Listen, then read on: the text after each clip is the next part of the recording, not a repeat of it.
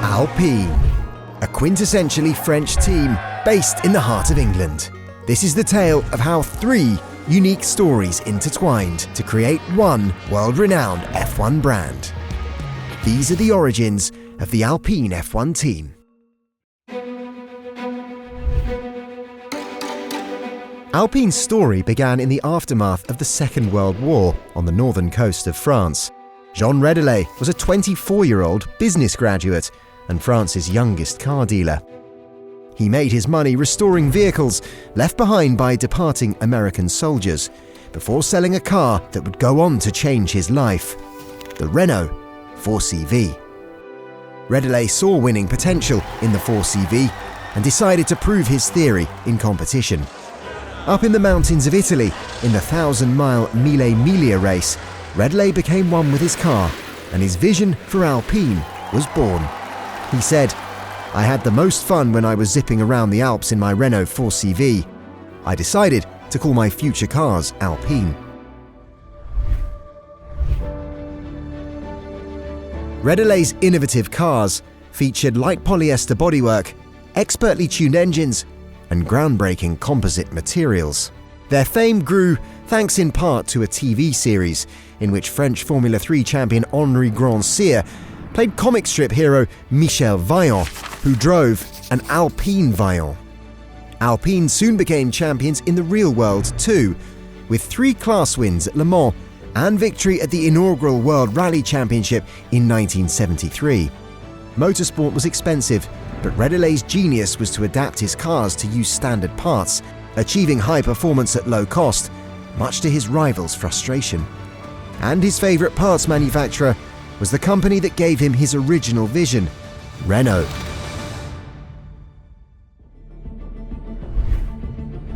Renault were a big name in rallying and sports cars, but they'd failed to make an impression in the world of single-seaters, let alone Formula 1.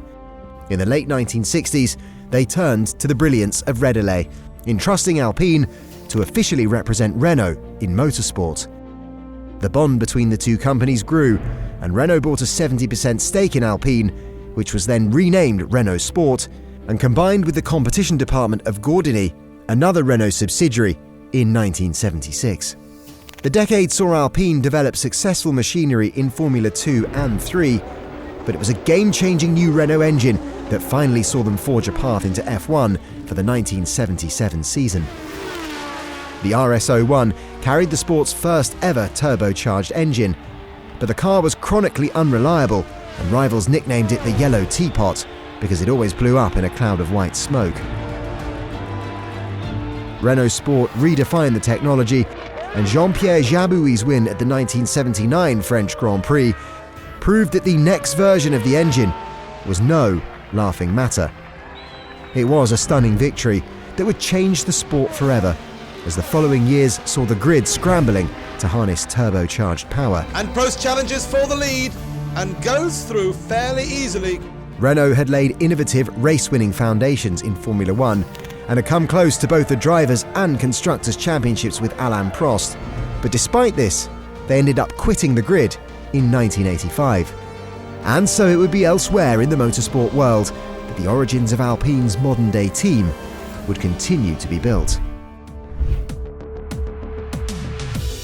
Toleman group bosses Ted Toleman and Alex Hawkridge loved to race, both on land and at sea. Their pursuit of success led Toleman into Formula 1 in 1981 as reigning F2 champions. They struggled on a small budget before finding their feet as talented South African designer Rory Byrne established his credentials as one of the sport's top designers. Driver Derek Warwick came close to podium success in the 1983 season, and the following year Toleman handed a debut to a young Brazilian named Ayrton Senna. In his rookie season, Senna achieved Toleman's best results, scoring top 3 finishes at Monaco, Brands Hatch and Estoril. This is where Senna could, and he does, go through on the inside to take De Angelis in exactly the same way that De Angelis took De Cesaris a couple of laps ago. But finances were still tight, and Toleman struggled to find a tyre supplier for the 1986 season, saw the team sold to Italian clothing manufacturer Benetton. The sale was the first in a series of ownership changes that spanned 4 storied chapters and culminated in the rebirth of the Alpine F1 team. And at the heart of that journey was a new factory in a rural village near Oxford in the United Kingdom.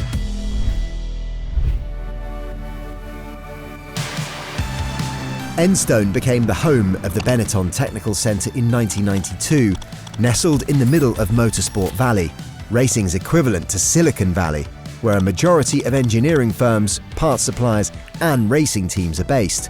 Engineering leadership came from Ross Brawn and Tom Walkinshaw, who together had just brought Le Mans and world sports car success to Jaguar. And with Brawn's decade of experience in F1 prior to this, the partnership had eyes on challenging F1's most established teams.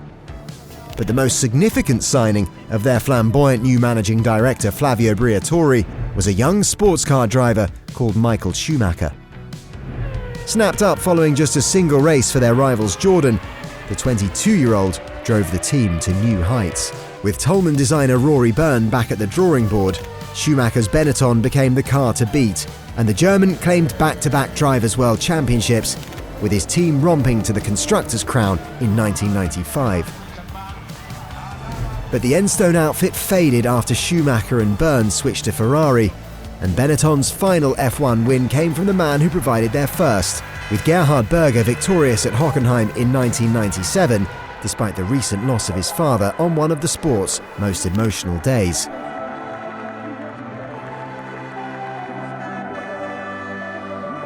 By the new millennium, it was time for a fresh start, and Enstone was given a new lease of life after it was purchased by a team that had quit F1 almost 30 years before. Renault were back.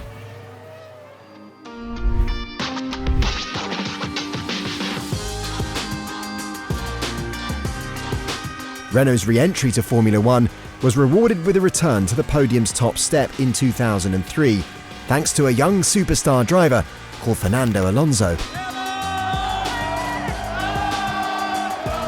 Once more brought in by Briatore and nurtured into one of the greatest ever. Alonso's battles with Ferrari driver Michael Schumacher became the stuff of legend, and the Spaniard broke the German's run of 5 consecutive championships by leading Renault to both the drivers' and constructors' titles in 2005 and 2006. But just like when Schumacher left Benetton, Alonso's departure for McLaren Mercedes saw Renault's power slip away, and they were sucked back into the midfield fight. In 2012, Renault sold the Enstone team to a capital investment firm and focused on their work as an engine supplier to the all-conquering Red Bull Racing. Renault performed a U-turn in 2016 by repurchasing the Enstone team and deciding to return as a fully fledged manufacturer. But it was still tough at the top, with Daniel Ricciardo's 2 podiums in 2020 the only silverware the team had to show for all their efforts. And Daniel Ricciardo gives Renault their first podium since Malaysia in 2011, his first podium since Monaco in 2018. Well done, Ricciardo, well done, Renault. It was time for a change of philosophy, and so Renault delved into their past and looked up to the mountains.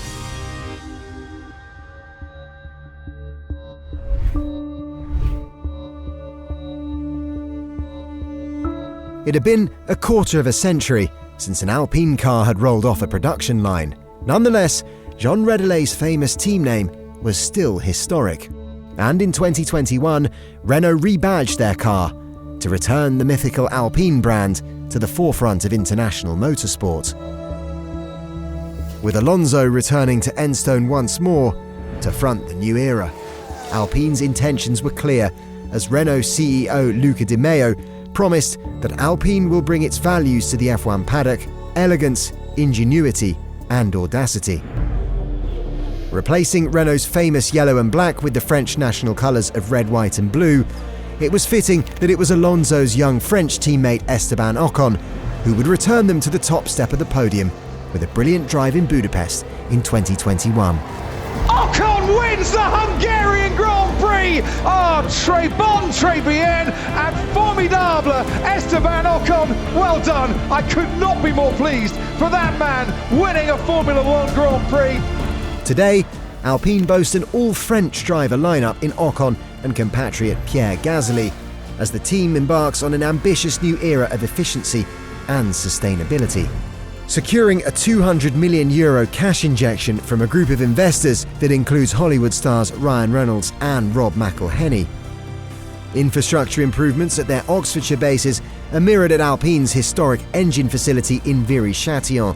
The site is the base of the original Renault F1 team's efforts in 1977, meaning Alpine retain their roots of technical innovation on both sides of the channel.